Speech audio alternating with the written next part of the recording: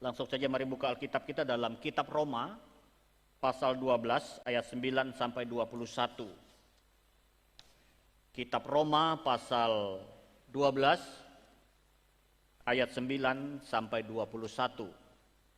Nasihat untuk hidup dalam kasih, di situ judul yang dibuat oleh Lembaga Alkitab Indonesia. Saya berharap dari ayat-ayat ini saudara-saudara dapat menangkap apa yang menjadi kerinduan Tuhan, apa yang menjadi kehendak Tuhan bagi kita. Roma 12 ayat yang ke-9 sampai 21. Kita membaca ayat ini secara bergantian. Saya membaca ayat yang ganjil, Bapak Ibu saudara-saudara membaca ayat yang genap. Roma pasal 12 ayat 9 sampai 21. Kita bergantian membacanya, ayat 21 kita baca sama-sama. Demikian kata Alkitab. Hendaklah kasih itu jangan pura-pura, jauhilah yang jahat dan lakukanlah yang baik. Ayat 10, 1, 2, 3.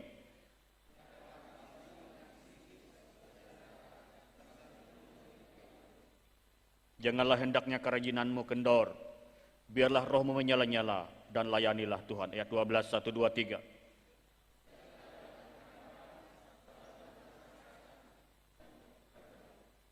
Bantulah dalam kekurangan orang-orang kudus dan usahakanlah dirimu untuk selalu memberi tumpangan. Ayat 14, 1, 2, 3.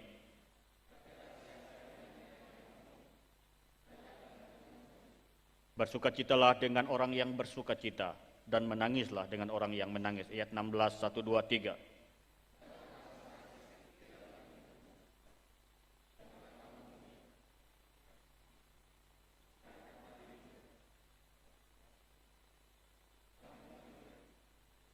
Janganlah membalas kejahatan dengan kejahatan. Lakukanlah apa yang baik bagi semua orang. Ayat 18, 1, 2, 3.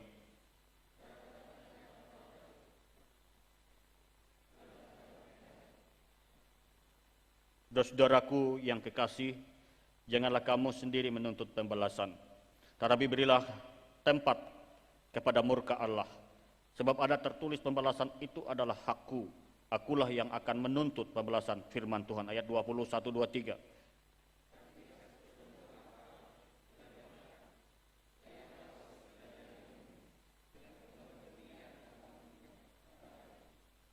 Ayat 21 sama-sama 1, 2, 3. Janganlah kamu kalah terhadap kejahatan, tapi kalahkanlah kejahatan dengan kebaikan. Saudara-saudara, dari ayat 9 sampai 21, kita menemukan ada satu hal yang harus kita kerjakan. Judul firman Tuhan pada siang hari ini, apa yang harus kita lakukan dan apa yang tidak perlu kita lakukan. Ini penting saudara-saudara. Ada dua hal yang harus saudara ketahui, yang harus saudara dan saya kerjakan, yang harus saudara dan saya lakukan sebagai orang percaya. Saya percaya melalui ayat-ayat ini yang kita baca, teks yang kita baca tadi, saudara-saudara akan menemukan ya apa yang harus kita lakukan dan apa yang tidak perlu kita lakukan. Jangan sampai kebalik saudara-saudara ya. Yang harus kita lakukan kita nggak lakukan, yang tidak boleh kita dan tidak perlu kita lakukan. Ini yang bahaya saudara. Dalam kitab Roma pasal 12 ayat 9 sampai 21, saya menemukan ada beberapa hal saudara-saudara yang harus kita lakukan. Karena kita sedang berada pada masa yang sangat menantang kita sebagai gereja Tuhan, suatu zaman akhir di mana tidak lagi kita bisa main-main dengan Tuhan. Saya ulangi saudara-saudara. Kita ada pada satu masa yang sangat menantang kita sebagai gereja Tuhan, bahwa kita ini berada pada zaman akhir di mana kita tidak lagi bisa main-main dengan kekersenan, bahkan juga tidak bisa main-main dengan Tuhan. Dan artinya saudara-saudara dan saya harus serius. Makanya judulnya tadi, apa yang harus kita lakukan dan apa yang tidak perlu kita lakukan. Sangat jelas kalau Bapak Ibu Saudara jeli membaca dalam Roma 12 ayat 9 sampai 21 sangat jelas saudara. Dan kalau saudara baca tadi jeli, dibandingkan mana lebih banyak ayat, lebih banyak kata-kata penting yang harus kita lakukan dan yang tidak perlu kita lakukan. Menurut saudara mana yang lebih banyak harus kita lakukan? Ya, ayatnya yang mendorong kita harus melakukan sesuatu atau yang tidak perlu. Mana lebih banyak menurut saudara? Yang harus kita lakukan mana lebih banyak dengan yang tidak perlu kita lakukan? Mana lebih banyak? Kira-kira saudara, menurut saudara. Ya, saya menemukan saudara dalam catatan saya. Yuk coba kita koreksi saudara, keluarkan bahan saya. Coba kita lihat dulu pelan-pelan. Supaya saudara dapat nangkap ini saudara. Ya, yang pertama tadi, ya apa yang harus kita lakukan, kata harus. Saudara. Dan apa yang jangan, tidak perlu kita lakukan. Ya, tidak perlu kita lakukan. Keluarkan bahan saya. Coba lihat ini saudara. Silakan dipoto saudara. Ya, karena kali lagi kita ini sedang berada pada zaman ngeri-ngeri sedap. Ngeri-ngeri sedap saudara. Ya, bahasa saya mungkin zaman yang menakutkan, yang setiap hari kita berjumpa, mendengar, melihat semua peristiwa yang ada di sekeliling kita itu menakutkan. Dan di sekeliling kita terjadi adalah banyak hal yang harus kita kerjakan dan perlu kita kerjakan dan tidak perlu kita lakukan. Dan hari ini sangat jelas Alkitab mengingatkan kita supaya saudara dan saya mengetahui ini. Kalau kita tahu, kalau kita paham dan melakukannya, maka perjalanan hidup kita, maka kehidupan kita adalah kehidupan yang layak dan selaras seperti apa maunya Tuhan. Kalau tidak, saudara-saudara, kita kadang-kadang melakukan apa yang tidak perlu kita lakukan. Dan kita tidak melakukan yang harus kita lakukan. Dan ini kan yang repot, saudara-saudara. Membuat kehidupan kita tidak lagi sejalan dengan apa maunya Tuhan. Yang pertama, coba lihat, saudara, apa yang harus kita lakukan? Keluarkan bahan saya. Yang pertama, hendaklah kasih itu jangan pura-pura. Saudara tahu kasih yang pura-pura itu bagaimana sih? Bahasa kasarnya pura-pura baik, tetapi nggak baik. Itu bahasa kasarnya begitu, nggak boleh. Itu yang harus kita lakukan. Artinya kasih saudara dan saya harus tulus. Kasih saudara dan saya itu harus benar. Kasih saudara dan saya itu harus seperti kasih Tuhan. Nggak boleh pura-pura. Itu yang harus dikerjakan saudara dan saya hari-hari ini. Sebagai orang percaya. Yang kedua, saya mencatat banyak saudara. Jauhilah yang jahat dan lakukanlah yang baik. Udah kasihnya nggak boleh pura-pura, artinya tulus, selaras seperti kasih Tuhan. Yang kedua, jauhi yang jahat dan lakukanlah yang baik. Semua ayatnya ada di situ, saudara ya. Ya, ayat yang ke-9. Dari 9 ada dua yang harus kita lakukan. Kata harus itu artinya sebuah perintah yang harus kita kerjakan, yang harus kita lakukan sebagai anak-anak Tuhan. Dan tidak boleh dilanggar ini, saudara-saudara. Dan itulah harus menjadi gaya hidup kita. Itulah yang menjadi pergerakan kita, itu yang menjadi karakter kita sebagai orang-orang yang sudah ditebus dan diselamatkan oleh Tuhan. Dan Yesus merindukan kehidupan kita hari-hari ini adalah biarlah kasih kita tulus. Saudara. Pagi tadi saya sampaikan tema yang lain. Ya, pagi tadi adalah tentang bagaimana komunitas yang membangun. Saudara. Dalam komunitas yang membangun salah satu adalah hendaklah kita harus saling mendorong dalam kasih. Artinya kasih kita itu harus tulus, saudara. Saya baca, saya mendengar, dan saya membaca, mendengar sebuah khotbah seorang hamba Tuhan. Dia berkata bahwa kasih kita hari-hari ini sedang diuji. Perbuatan baik saudara, bantuan saudara, pertolongan saudara sedang diuji.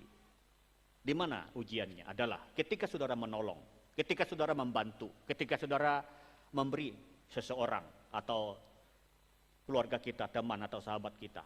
Tetapi pemberian saudara, kasih saudara tidak diingat, bahkan dilupakan, bahkan kasih saudara menyakiti saudara, perbuatan saudara, orang lupa apa yang saudara sedang perbuat.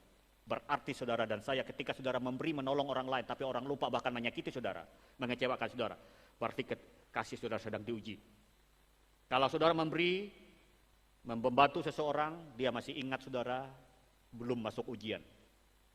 Ujian kasih kita adalah bagaimana saudara tulus dan tidak sakit hati. Ketika saudara bantu orang, nolong orang, tapi dia lupa saudara. Tapi saudara tidak sakit hati, ketulusan saudara sedang diuji. Itulah kasih tidak pura-pura. Kasih Yesus itu saudara, dia mengasihi kita, tidak pura-pura, tulus. Manusia menyakiti dia, tidak persoalan bagi Yesus. Yesus harus berkorban. Yesus harus kasih yang terbaik untuk kita. Yesus tidak tuntut apa-apa, resiko tanggung sendiri. Bagi Yesus aku harus mengasihi full heart kepada setiap makhluk ciptaan yaitu manusia. Saudara-saudara, yang kedua, jauhilah jahat dan lakukanlah yang baik. Ujian kasih saudara dan saya, perbuatan baik saudara dan saya adalah ketulusan. Ketika orang tidak menghargai dan tidak ingat lagi perbuatan baik saudara, ketulusan hati kita sedang diuji. Kalau kita berbuat baik, orang lupa dan orang tidak ingat lagi, saudara, jangan saudara berbuat jahat. Aku gak mau lagi tolong, aku gak mau lagi kasih orang, gak mau bantu orang lagi. Jauhi jahat, lakukan yang baik. Dua kata ini saudara. Yakobus bilang, apabila kita tahu berbuat baik tapi kita tidak melakukannya, berdosa. Artinya kita sedang berbuat jahat. Yang ketiga, apa yang harus kita lakukan dari ayat itu? Hendaklah kamu saling mengasihi sebagai saudara. Saudara kita tidak saja saudara sekandung, saudara serumah, serahim, sebapak dengan kita. Tapi Alkitab bilang, saudara kita adalah saudara seiman dalam Kristus. Hendaklah saling mengasihi. Pagi tadi saya sampaikan, mendorong untuk saling mengasihi. Mendorong untuk saling mengasihi itu adalah satu, artinya adalah mendorong untuk bertumbuh dalam iman. Mendorong untuk hidup terus rohani, semakin meningkat, semakin naik, semakin intim, semakin mengenal pribadi Allah dan karakter Allah. Mendorong dalam perbuatan baik, mendorong dalam menolong, memperhatikan, mempedulikan orang lain yang ada di sekeliling kita. Saudara, itu yang akan kita kerjakan, itu yang harus kita lakukan. Hendaklah kamu saling mengasihi sebagai saudara. Itu yang harus kita kerjakan hari-hari ini. Sekali lagi di awal saya katakan saudara, kita sedang berada pada zaman yang menantang, mengerikan dan ngeri-ngeri sedap. Di mana orang sedang berpikir bagaimana dia harus menyelamatkan dirinya, menyelamatkan keluarganya, menyelamatkan hidupnya. Di mana orang tidak lagi peduli orang lain. Di mana orang, sekali lagi, terbalik. Apa yang harus dilakukan tidak dilakukan, apa yang tidak perlu dia lakukan, dia lakukan. Nanti kita akan lihat. Karena itu, bagi kita harus melakukan apa yang menjadi kehendak Tuhan. Apa itu kehendak Tuhan tadi? Yang pertama, hendaklah kasih itu jangan pura-pura. Harus tulus, jauhi yang jahat dan lakukan yang baik. Artinya perbuatan kita harus selaras. Tidak boleh perbuatan kita, kebaikan kita itu ada indikasi kejahatan di dalamnya. Atau bahasa kasarnya ada udang di balik batu, harus tulus. Hendaklah kamu saling mengasihi sebagai saudara. Tidak saja saudara yang sekandung dengan kita, yang saudara dengan kita, tapi dalam lingkup saudara seiman. Kasih kita harus tulus. Yang keempat, hendaklah kita saling mendahului dalam memberi hormat, respect bahasanya. Memberi hormat artinya penghormatan kita tidak saja kita lakukan kepada orang yang sederajat, yang setingkat, yang selevel dengan kita. Tetapi memberi hormat itu adalah bagaimana kita memberi penghormatan, menaruh orang itu sejajar bahkan lebih tinggi dari kita. Karena dia adalah ciptaan Bapa, ciptaan Tuhan. Terus saudara, kadangkala penghormatan kita adalah orang yang selevel, sederajat dengan kita. Ketika orang itu tidak sederajat, tidak selevel dengan kita, mungkin tidak sama warna kulit dengan kita, dan rambutnya mungkin tidak sama dengan kita, bola matanya tidak sama dengan kita. Agak besar matanya nih, nggak cocok ini, karena saya mata sipit, minggir, gitu ya, saudara. Lain, saudara, nggak begitu. Penghormatan kita harus sama. Sama seperti kita menghormati Bapa Tuhan Pencipta. kita juga harus menghormati ciptaannya. Seperti kita menghormati saudara kita, rekan kita, orang-orang yang di atas kita, hendaklah penghormatan kita juga sama orang-orang mungkin yang hidupnya, mungkin di bawah kita, levelnya, ekonominya, mungkin pangkat kedudukan bahkan hidupnya tidak sama dengan kita. Saling memberi hormat. Maka saya setuju dengan kayak orang TNI, Polri itu kalau ketemu komandannya hormat. Tapi saya berharap, saudara, kalau komandan bisa hormat nggak dengan anak buahnya ya, Mas Yoga? Komandan bisa hormat nggak dengan anak buahnya? Gitu ya. Ya, bagi kita saudara, penghormatan bukan tidak seperti itu. Tapi saya melihat TNI Polri itu begitu hormat dengan atasannya dan anak buahnya. Ada banyak orang yang begitu menghormati, saudara. Dan kita melihat bagaimana Tuhan menghormati kita, saudara. Kalau Tuhan nggak menghormati kita, dia sia-siain kita, saudara. Tapi karena penghormatannya, ciptaannya harus dia selamatkan. Karena itu bentuk penghormatan Tuhan kepada kita. Lanjut. Biarlah roh menyala-nyala dan layani Tuhan. Saudara-saudara, tahukah saudara-saudara? Ini yang harus kita lakukan, kerjakan hari-hari ini. Roh kita, semangat kita, antusiasme kita dalam beribadah, melayani Tuhan, berbuat sesuatu untuk Tuhan. Harus menyala-nyala, nggak boleh padam. Kalau padam berarti sebaliknya. Nanti kita akan lihat. Ya, kita melakukan yang tidak perlu kita lakukan. Dan hari ini yang harus kita kerjakan. Dalam Roma ini, saudara, kita menemukan banyak hal yang harus saudara kerja. Seperti ini sederhana, saudara. Gampang sepertinya. Dan kadang-kala kita lupakan. Kadang-kala kita lalaikan. Kadang-kadang kita nggak mau mengerjakan. Yang kadang-kala yang kita kerjakan adalah yang tidak perlu. Padahal ini perlu, saudara, dan penting. Paulus mengingatkan jemaat di Roma dan kita juga semua hari ini, supaya saudara dan saya, biarlah roh saudara menyala-nyala dan layanilah Tuhan. Sesuai dengan talenta karunia yang ada pada kita, kebisaan, kemampuan. Saudara, jangan lupa saudara dan saya adalah harus layani Tuhan. Ada orang yang melayani Tuhan dengan hartanya, dengan talentanya, dengan kebisaannya, dengan suaranya, dengan tenaganya. Dia lakukan karena bentuk apa yang dia inginkan. Dia kerjakan dan perlu dia dan harus dia lakukan. Saudara-saudara, roh ini bicara tentang antusias, semangat, jiwa, rohnya yang berapi-api, menyala-nyala, antusias, seperti orang yang punya energi dinamus dari roh Allah yang memampukan kita melakukan sesuatu dengan energi, kekuatan yang bukan saja dari kekuatan kita. Kalau kekuatan kita, saudara, bisa melempem 1 bulan, 2 bulan, 3 bulan, 1 tahun, 3 tahun, 5 tahun, bisa turun semangat kita. Antusiasme kita bisa turun tanpa dibarengin dengan kekuatan roh Tuhan. Roh Tuhan seperti dinamo, dinamit, seperti seorang yang bahasa kasarnya doping, punya kekuatan yang extraordinary, kekuatan ekstra yang dimampukan oleh roh Allah menopang kita, sehingga kita bisa melakukan sesuatu dengan semangat. Tidak saja semangat, saudara-saudara, tetapi dia semangat yang dia pergunakan untuk melayani Tuhan. Itu yang perlu dan harus kita lakukan. Lanjutnya, bersukacita dalam pengharapan. Saya ringkas, sabar dalam kesesakan, bertekun dalam doa. Bersukacita dalam pengharapan, sabarlah dalam kesesakan, bertekun dalam doa. Saya gabung jadi satu. Dan dalam tulisan ini dipisah, saudara-saudara. Tapi dalam teks yang kita baca tadi, jadi satu ayat 12. Bersukacitalah dalam pengharapan, sabarlah dalam kesesakan, dan bertekunlah dalam doa. Itu yang harus kita lakukan dan kerjakan hari-hari ini. Sampai Tuhan datang, sampai Tuhan menjemput kita, saudara.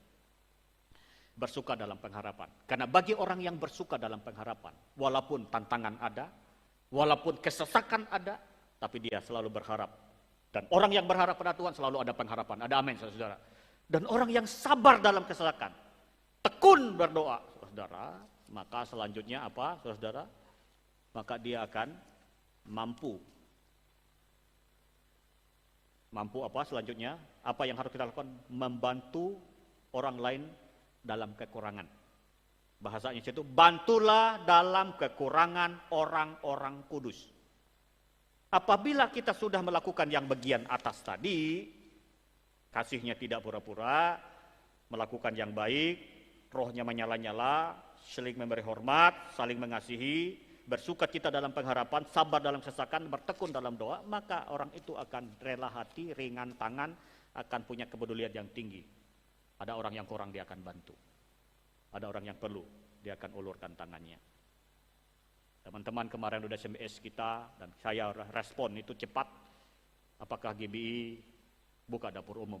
Saya bilang, saya lihat situasi, saya doa sama Tuhan, minta apa? Saya bilang, air ini pasti cepat turun. Dan betul sudah surut.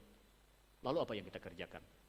Makanya dalam hari-hari ini, ya saudara-saudara, mumpung saya masih ingat, tadi pagi saya umumkan, jam 5 nanti sore ini, seluruh pengurus majelis jemaat, ya kita rapat di gereja ini, kita akan lakukan aksi sosial kita, termasuk untuk jemaat yang kena banjir rumahnya dan saudara-saudara kita yang lain yang memerlukan bantuan dari kita. Ya, dan karena itu jam 5 nanti sore, ya saya ingatkan supaya sama-sama kita bisa sama-sama memikirkan letak mana kita akan membantu. Itu yang saya perlu kesepakatan. Saya bisa menentukan sendiri, sini. Tapi kan yang lainnya mau di sana. Harus sepakat. Gitu. Kenapa rapat itu harus dilaksanakan nanti sore jam 5. Ya, supaya kita mempersiapkan bantuan. Ya, terutama kepada jemaat. Kemarin ada 5 rumah mungkin yang sudah saya dapat data, kurang lebih 5 rumah yang kena, kurang lebih, bisa lebih, dan saudara-saudara kita yang lain. Ya, karena itu yang harus kita kerjakan. Bantulah orang-orang percaya, bahkan orang-orang yang belum mengenal Tuhan. Karena itu yang harus kita lakukan hari-hari. Di tengah-tengah mungkin kita sedang mungkin hanya cukup untuk kita. Mungkin kekurangan kita bisa bagi. Karena apa saudara-saudara? Karena disinilah ketulusan kita diuji. Disinilah kepedulian kita sedang diuji. Disinilah perhatian kita sedang ditantang. Bagaimana kita melakukan apa yang maunya Tuhan lakukan. Kita harus lakukan. Dan apa yang tidak boleh kita lakukan. Saudara, kita membantu. Ya, bagi jemaat mungkin jam 4 juga kita ada juga kerja bakti membersihkan belakang itu, saudara. Karena sudah diatapin, saudara, nanti akan dikasih keramik untuk jemaat. Ya, karena kita sama-sama dengan rekan-rekan yang lain, sebab alat sudah datang. Saudara, kita akan pasang CCTV di gereja kita, sudah ada, depan dan lain-lain. Ya, saya juga umumkan buat jemaat, saudara, kalau sudah selesai di belakang nanti, saudara, meja-meja itu kita pindahkan ke belakang. Bagi jemaat yang bisa punya talenta masak, nasi bungkus, nasi goreng, nasi apa gitu, silahkan jualan di situ setiap minggu. Di situ dapur kita, mungkin bahasa kantin kita di situ, saudara, untuk berbagi berkat. Kami kan siapkan meja-meja ini di situ, saudara. Jadi orang jualan tidak di situ lagi nanti, meja khusus untuk aja situ, nanti di belakang. Ya, untuk berbagi berkat, jadi pulang ibadah, ya kita jajan-jajan kecil lah di situ, mungkin begitu. Saudara, ya jadi itu yang perlu saya sampaikan untuk kita sekalian. Dan yang kita pikirkan adalah bagaimana kita sama-sama saling menguatkan, saling menolong satu dengan yang lain. Lanjut, usahakanlah dirimu selalu memberi tumpangan. Numpang di mobil, numpang di rumah, numpang kelotok, numpang apa saudara? Numpang. Numpang ini tidak bicara orang tinggal. Tapi kita bagaimana kita juga orang lain bisa merasa aman dekat dengan kita. Orang merasa hidupnya ditopang, ditampung. Orang merasa hidupnya ditolong, dilindungi. Saudara tahu kata menopang itu adalah kita seperti ditimpain topang, kita penahannya. Usahakanlah dirimu selalu memberi tumpangan. Bisa tumpang tangan. Kita memberikan orang lain. Dia merasa dilindungi ketika mereka ada dekat dengan kita. Itu yang harus kita lakukan. Berkatilah siapa yang menganiaya kamu. Nah, ini nggak enak. Nggak enak ini. Saudara tahu, nggak nyaman kan kata dianiaya itu, saudara. Aduh, aku dianiaya, perasaanku. Kalau perasaan, saudara. Kalau dianiaya benar. Kayak KDRT gitu, kan nggak nyaman gitu. Makanya sekali lagi, gereja kita dari pusat, dalam situasi ke depan mungkin awal tahun, saya sedang mempersiapkan orang-orangnya. Saudara, di gereja kita dari pusat sana sudah memerintahkan dan ada program gereja yang namanya Mekar. Satgas Mekar, menjaga keluarga, anak dan remaja. Ya, menjaga keluarga, anak dan remaja, makanya disebut Satgas Mekar. Saudara, menjaga anak dari kekerasan, keluarga rumah tangga juga dan remaja. Mungkin mereka yang juga mengalami kekerasan atau mereka yang kadang-kadang menikah di bawah umur. Kekeluargaan yang sedang meningkat hari ini adalah tingginya tingkat perceraian. Saudara, kalau beberapa bulan yang lalu saya membaca sebuah koran online bahwa sebuah pengadilan antri setiap hari orang tuh ratusan orang yang menggugat cerai suaminya atau istrinya. Kan ini mengerikan kan, dan termasuk di dalamnya ada orang Kristen. Banyak orang yang teraniaya, istri teraniaya, suami teraniaya, anak-anak teraniaya, pemuda remaja teraniaya. Karena situasi kondisi yang sedang terjadi.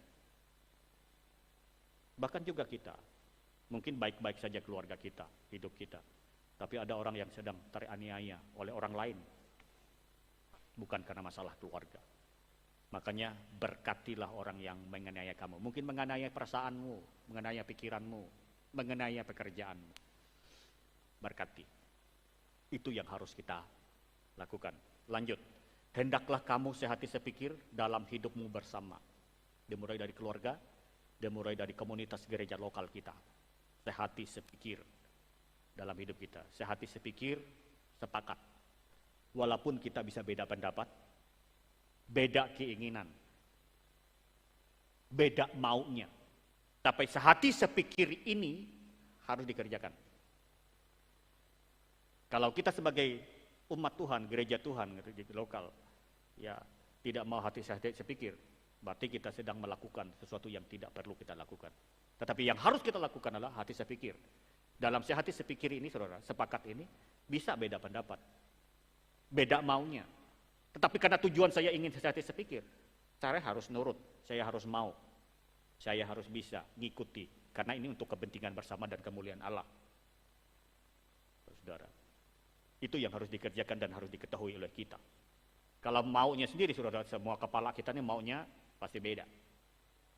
Tapi Alkitab mengikat kita, mengarahkan kita, mengatur kita, supaya ketika kita beda tujuan, beda mau, tapi diikat oleh sehati sepikir walaupun beda. Saudara, walaupun kemauan kita beda dan tidak selaras dengan orang lain, tapi karena hati saya harus sepikir, pikiran saya harus selaras, walaupun kemauan keinginan saya beda, saya harus nurut, karena itu kepentingan Allah dan kepentingan bersama. Saudara, itu penting buat kita. Lanjut, arahkanlah dirimu kepada perkara-perkara yang sederhana. Sederhana bukan tidak bicara tentang tidak penting. Sederhana bicara tentang pondasi dasar. Apa yang sederhana? Yang di atas tadi itu loh, saudara. Kalau saudara cek dalam bahasa asli, saya cek, saudara. Apa maksudnya? Arahkanlah dirimu pada perkara-perkara sederhana. Apa maksudnya ayat ini kok bisa muncul? Kok sederhana sih? Apa yang sederhana, saudara? Yang di atas tadi loh, hendaklah kasihmu jangan pura-pura. Itu, saudara. Dan lain-lain, saudara. Jauhi yang jahat, lakukan yang baik. Hendaklah saling mengasihi sebagai saudara, mendahului dalam memberi hormat. Biarlah roh menyala-nyala, bersukacita dalam pengharapan, sabar dalam kesedihan, bertekun dalam doa, bantulah kekurangan orang lain. Itu. Artinya begini tuh, Tuhan tidak saja ingin kita mengerjakan hal yang spektakuler, tapi Tuhan mau kita mulai hal yang sederhana, yang kecil, tapi dampaknya, pengaruhnya itu dahsyat sekali, saudara. Dan Tuhan rindu hal-hal ini yang kita pikirkan dan kerjakan. Sepertinya sederhana perkara-perkara ini, tetapi itu membawa dampak dan sebuah keharusan dan perintah.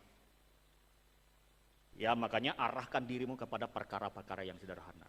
Bukan berarti Tuhan gak ingin kita melakukan yang spektakuler. Saya nonton YouTube, saudara, saya berteman Andi Simon, seorang hamba Tuhan dari Balikpapan. Menurut saya spektakuler nih hamba Tuhan, saudara. Celana pendek, pakai masker gitu. Orang antri di depan rumahnya, sakit apa saja, saudara. Pokoknya dia bilang, dalam nama Yesus sembuh. Wah, itu orang, saya lihat ini, oh Tuhan, luar biasa ini orang. Menurut saya spektakuler. Mungkin bagi kita, bagi saya, aduh Tuhan, saya nggak bisa lakuin ini kayak gitu. Apa yang saya harus berbuat? Kita bilang, aku harus memikirkan perkara-perkara yang sederhana. Dasar, tapi fondasi, tetapi itu kehendak Tuhan, tapi itu perintah. Kalau fondasi ini kita kerjakan, saudara, saya percaya hal-hal yang spektakuler Tuhan akan kerjakan dan Tuhan akan bisa. Saudara dan saya akan bisa dipakai Tuhan melakukan itu. Lanjut, lakukanlah apa yang baik bagi semua orang. Wah, ini banyak, saudara. Ya, terus hiduplah dalam perdamaian dengan semua orang. Ya, itu. Kalau dihitung, saudara, berapa, saudara? Coba dihitung. Berapa yang harus kita lakukan? 1, 2, 3, 4, 5, 6, 7, 8. 9, 10, 11, 12, 13, 14, 15. Saya berharap ini boleh saudara foto. Ini catat. Ini yang harus dikerjakan oleh kita. Yang harus kita lakukan. Oke, masuk bagian 2. Apa yang tidak dan tidak perlu kita lakukan. Dan jangan. Ya, yang jangan kita perlu lakukan. Tidak perlu. Berarti itu tidak penting. Tapi kadangkala yang tidak perlu dan tidak penting itu kita lakukan. Faktanya gitu. Ya, tetapi hari ini saya harus beritahu untuk kita semua, termasuk saya juga hari ini, supaya firman ini enggak untuk saudara, untuk kita semua. Apa yang harus dan jangan kita lakukan dan tidak perlu dilakukan. Ini kan membuang energi, saudara. Membuang tenaga, waktu, bahkan hidup kita bisa sia-sia loh. Ya, kalau kita melakukannya yang 15 tadi yang di atas, Tuhan datang. Tapi tiba-tiba kita melakukan itu yang ini, Tuhan langsung tiba datang, saudara, bisa bahaya kita kan. Ya, 15 loh, saudara. Ya, kalau dihitung gitu ya. Atau dipotong dengan yang 3 tadi, sabar dalam sesakan, pengharapan dan tekun dalam doa, ya 14 lah. Tuh, kalau dikait jadi 1. Tapi dalam teks bahan ini jadi dipisah. 1, coba jangan, dengar baik-baik ya. Yang ini saya tekankan, saudara. Ada 15 yang perlu, yang harus kita lakukan. Sekarang ada berapa yang tidak perlu dan jangan kita lakukan. Ada berapa? Saya hitung 1, 2, 3, 4, 5, 6. Hanya 6. 6-nya, saudara. Yang harus kita lakukan tadi berapa? 15 atau 14 lah kurang lebih. Yang tidak perlu kita lakukan aja ada 6. Oke, kalau ditimbang-timbang ini saudara-saudara ya. 1, janganlah hendaknya kerajinanmu menjadi kendor. Kenapa kadang-kadang kerajinan kita bisa kendor? Karena kecewa. Marah. Putus asa. Lemah. Tidak semangat lagi. Yang bagian yang harus kita lakukan tadi di atas itu, gak punya kasih lagi. Tidak memberi penghormatan, tidak peduli dengan orang lain, bisa kendor, bisa lemah kerajinannya. Semangatnya bisa kendor. Ini jangan. Dan tidak boleh terjadi dan tidak boleh ada pada kita. Janganlah hendaknya kerajinanmu menjadi kendor. Seperti tali, kata kendor itu seperti tali yang kencang. Saudara, kalau saudara buat jemuran, karena sekarang kan nggak ada lagi tali jemuran, saudara. Tali jemuran nggak ada, jarang, saudara. Sekarang udah pakai stainless, kan? Tempat jemur kan udah nggak pakai tali. Zaman kami dulu rotan, kencang, saudara. Itu jemur pakaian, kendor, saudara. Pakai kawat, aduh, kena bajunya, kena bakaran. Kata kendor itu bicara seperti tali, kencang di sisi, turun, tidak lurus. Kerajinan saudara dan saya nggak boleh kendor seperti tali. Tapi biarlah kerajinan saudara seperti besi yang kencang, yang mungkin ketika ada tantangan mungkin bisa lentur, tapi harus kembali. Kerajinan kita nggak boleh turun karena situasi dan kondisi yang mungkin menimpa hati dan menimpa hidup kita. Nggak boleh lemes. Gak boleh turun. Lanjut, yang gak boleh kita lakukan. Jangan mengutuki. Saya cek kata jangan mengutuki itu, jangan mengucapkan sumpah serapah untuk hidup kita bahkan orang lain. Kadang-kadang ketika kita marah, kita jengkel saudara dengan diri kita, kita sumpah serapah dengan kita, dengan hidup kita. Saya ingat teman saya, bilang teman saya yang cerita ini benar atau tidak, tapi dia cerita. Ada yang seorang yang tidak bisa menerima dirinya, karena mungkin dia punya kekurangan secara fisik, dan dia kutuki dirinya. Padahal dia diciptakan sempurna oleh Allah. Dia punya kebiasaan, dia punya kemampuan yang tidak orang lain bisa lakukan. Saudara-saudara, kalau kita melihat Lena Maria, kalau saudara buka di YouTube, atau Virgin Nick dari Australia, orang yang cacat secara fisik, tapi mereka punya kebiasaan dan punya kemampuan yang luar biasa dalam hidupnya. Mereka punya andil memotivator orang lain, mendorong orang lain untuk bangkit dari keterpurukan hidupnya. Saudara, apapun keadaan saudara dan saya hari ini, saudara nggak boleh mengutuki dirimu, bahkan mengutuki orang lain dengan sumpah serapah.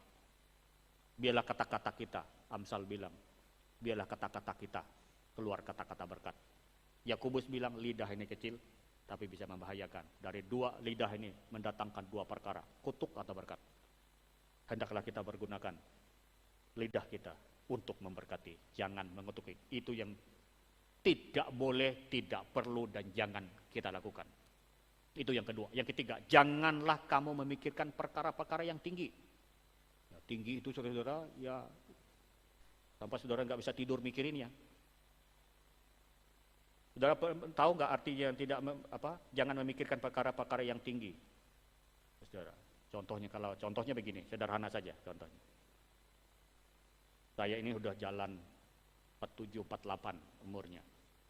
Perkara tingginya begini saudara. Saya pernah berdoa sama Tuhan waktu itu, waktu SMA. Tuhan, buat badanku tinggi 170. Saya ukur, karena teman-teman saya pada tinggi saudara. Saya bilang, ini kenapa saya agak pendek ya? Karena bagi saya orang tinggi itu bagus gitu. Ngambil barang itu kan nyaman. Nggak perlu pakai tangga, pakai apa begitu. Zaman itu. Sehingga saya mikirin diri saya, bagaimana caranya untuk meninggikan badan. Ada yang kasih syarat harus angkat tangan gini, atau bilangnya harus ikat lehernya kayak bunuh diri, saya bilang ikat leher biar turun naik begitu. Itu pertama. Saya pikirin terus.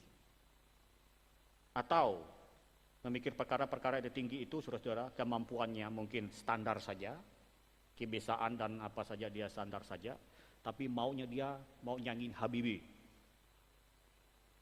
Itu terlalu tinggi, saudara. Ya kan? Kemampuan, kepintaran, kebiasaannya hanya standar saja, tapi dia mau nyanyi Habibi. Itu kan terlalu tinggi, saudara. Bisa gila akan mikirnya bagaimana nyanyi Habibi supaya bisa ciptain pesawat. Terlalu tinggi, saudara. Atau ada orang lain, dia berpikir terlalu tinggi, bagaimana saya sekaya-kayanya tidak ada yang menyaingi di Indonesia. Biar semua Indonesia ini, orang kaya di Indonesia di bawah saya. Kan terlalu tinggi, saudara. Itu terlalu tinggi. Nanti saudara desa pusing kepala, saudara. Jadi maksud saya begini, terima, jalani, kembangkan apa yang ada pada kita. Sederhana saja.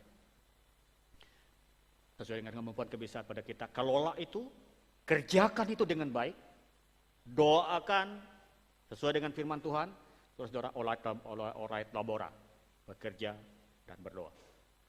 Gak usah terlalu tinggi-tinggi, pikirkan apa yang patut dipikirkan, di luar itu gak usah dipikirin. Maksudnya begini, standar saja, pikirkan apa yang harus dipikirin, kerjakan apa yang harus dikerjakan.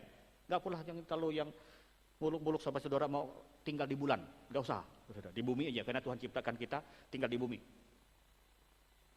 Jangan memikirkan perkara-perkara yang terlalu tinggi, yang terlalu besar, mungkin yang tidak bisa dijangkau, yang tidak bisa kita kerjakan. Memang kita harus bermimpi besar, harus kreatif, inovatif, saudara. Ya, harus mengembangkan talenta karunia yang ada pada kita. Memang harus itu. Tetapi kalau kita memikirkan sesuatu yang di luar kemampuan kita dan kebisaan kita, kan bisa bahaya, saudara. Bisa putus urat saraf kita. Saudara. Gitu. Lanjut. Janganlah menganggap dirimu pandai. Memang kita harus pandai, harus pintar, harus cerdas. Saudara, ya, itu yang keempat. Jangan menganggap dirimu pandai. Kita memang harus pandai, harus cerdas, harus kreatif. Saudara, harus belajar dengan sekuat tenaga, harus mampu mengatasi segala sesuatu dan mengerjakan segala sesuatu. Kenapa kita perlu sekolah? Kenapa kita perlu belajar dari pengalaman orang lain? Supaya kita pandai. Dan Alkitab bilang memang menyuruh kita untuk pintar, pandai di dalam Tuhan. Makanya Sadrah, Mesak, Abednego 10 kali lipat hikmatnya, kepintaran dari orang Kasdim, orang Babel. Di atas. Tetapi Alkitab bilang, biarlah kepandaian kita itu tidak kita anggap bahwa kita lebih pintar, lebih hebat dari orang lain. Kita pergunakan kepandaian untuk membangun, untuk menolong, untuk membawa berkat dan memuliakan nama Tuhan. Itu yang dimaksudkan. Janganlah membalas kejahatan dengan kejahatan. Wah, nggak nyaman lagi ini, saudara. Kan kalau hukum manusia, hukum dunia, balas jahat dengan jahat. Hukum Allah, hukum firman, balaslah kejahatan dengan kebaikan. Nggak enak.